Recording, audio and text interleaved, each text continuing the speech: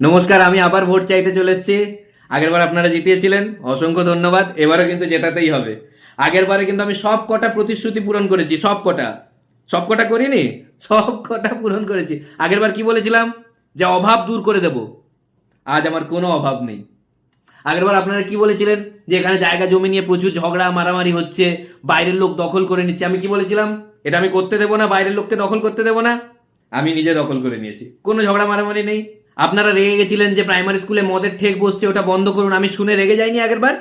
আমি রেগে গেছিলাম না? আমি বলেছিলাম কি, স্কুলে মদের ঠেক আমি বন্ধ করেই ছাড়বো। তারপর আমি বন্ধ করলাম স্কুল। আমি ভোটের আগে আপনাদের কি প্রতিশ্রুতি দিয়েছিলাম? যে আমি সপ্তাহে একদিন হলেও আপনাদের সঙ্গে দেখা করতে আসবো।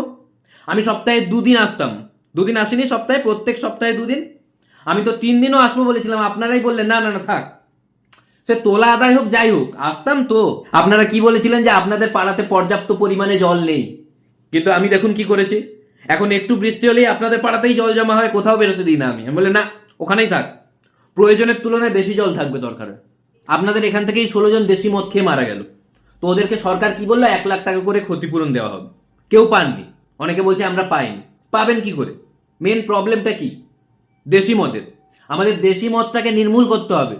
তাই জন্য 16 লাখ টাকা দিয়ে আমি বিলেতি মদের দোকান করেছি একটা। আপনি তো এতদিনে কিছু কাজই করেন। কাজ করিনি মানে? এই এটা কে দেখতো? এই আয় তো, একে ধর, একে ধর। কাজ করিনি মানে? কন্টিনিউ কাজ চলছে। সাহস থাকলে বাড়িতে গিয়ে দেখেছো, এখনো পাইপলাইনের কাজ চলছে। গ্রামের কাজের কথা গ্রামের? তুমি আমার ইমেজ খারাপ করতে চাইছো? একে ধর, এমন ইমেজ খারাপ করতে চাইছে। আমি জানি না কিভাবে ইমেজ ভালো করতে হয়।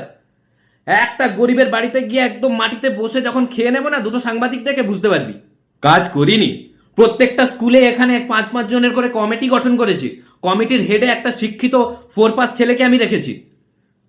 কি 4 পাস ছেলে শিক্ষিত নয়? কি বলতে চায় আমি অশিক্ষিত? এই গ্রামে কত চুরি হতো, আপনারাই বললেন যেন চুরি কম হয়। সেই থেকে আমি প্রতিজ্ঞা করলাম যে চুরি আমাকে কমাতেই হবে। সমস্ত চোরদেরকে পার্টিতে ঢোকালাম, আর চুরি হয় না, ওরা এখন ডাকাতি করে। আরে যাই হোক, চুরি তো কমেছে।